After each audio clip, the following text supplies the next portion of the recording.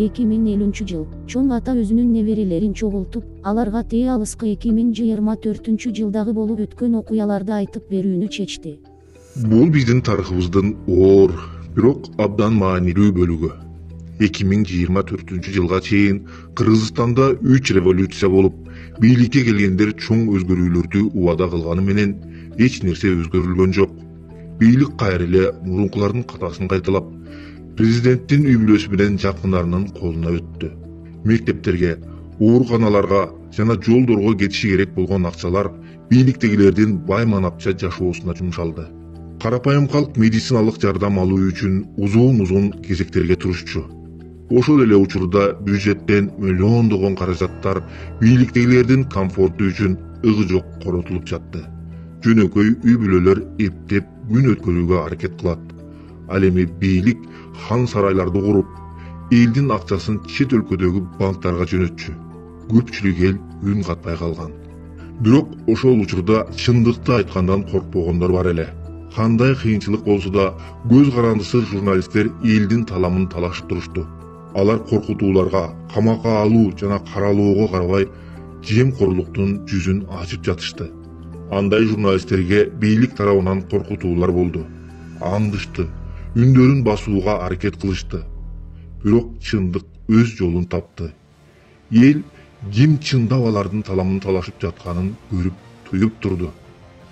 Дал ошол жылы өлкө келечеги сөз эркиндигинде, чындыкты айтууга даремети жеткен кайраттуулукта экени айкын көрүндү. Көз карандысыз жумакалар элдин үнү экенин калк түшүндү. Эми силер сөз эркиндиги эмне үчүн маанилүү экенин билдиңер. Чындыкты айтуу адам укугу гана эмес, чындык бул сүйүктүү өлкөбүздүн өнүгүүсүнүн, гүлдөп өсүүсүнүн негизги кыймылдаткычы. Бул нерсени эч качан унутпагыла. Мен сиздерге 2025 жылга кирердин алдында жардам сурап кайрылып жатам. Биздин командага кийинки жылы журналист катары иштөөгө, сиздерге чындыкты жеткирүү укугу үчүн чоң күрөш күтүлүүдө. Мени үй бүлөмдүн жанында болуу мүмкүнчүлүгүнөн ажыратышты. Менин жубайым түрмөдө. Ал эми биздин команда ИВС'те СИЗОдо кыйынчылыктарды жана соттук куугунтуктоолорду баштан өткөрдү. Менин уулум биринчи жолу өз жашоосунда жаңы жылды ата-энесиз тосууда. Мени депортациялашкан күндөн баштап, акыркы 2 жылдан бери менин жашоом иш гана, уйку менен эле өтүп келүүдө. Бул көйгөйдүн көрүнүп турган гана бөлүгү. Бизге каршы массалык куугунтук жана коркутуп үркүтүүлөр жүргүзүлүүдө. Мындай иш-аракеттерге көптөгөн адамдар жана мамлекеттик органдар тартылган. Бирок булардын баары эч нерсе эмес. Анткени Кыргызстандын келечеги жөнүндө сөз болууда. Биздин балдарыбыздын жана алардын урпактарынын келечеги жөнүндө сөз болуп жатат. Биз толугу менен өзүбүзгө өзүбүз таандык болбой калдык.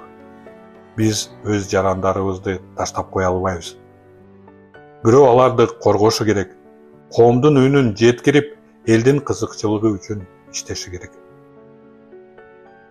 Биздин милдетибиз коррупционерлерди жана жалганчыларды ачыкка чыгаруу. Бизди алардын даражалары, кызматтары, күчү жана бийлиги токтото албайт. Мен билем, биз жалгыз эмеспиз. Миңдеген жана 10 миңдеген жарандарыбыз биздин ишибизге тилектеш жана колдоп келишет. Patreon платформасында 67 адам бизге каржылык жардам көрсөтүүдө. Бул каражаттар биздин команда үчүн эң оор күндөрдө абдан маанилүү болду. Биздин максатыбыз биздин колдоочулардын санын дагы 200 адамга көбөйтүү кийинки жылы. Ишенип коюңуздар, биз дайыма сиздер менен болобуз. Биз элге каршы кылмыштар жана бийликтин калптары жөнүндө акыйкат маалымат берүүнү улантабыз. Жаңы жылыңыздар менен. Биздин эл бул тарыхый сыноолордон ар намасы менен татыктуу өтүшүн каалайм. Урматтоом менен Болот Темиров. Kızık жашоо башталды, иштетели баштады. Бир муштумдай түйүлөлү бириктирип жаштарды. Эч кайдыгер болбойло, келечекти хойлойло. Жагалданбай байларга, мыктыларды колдойло.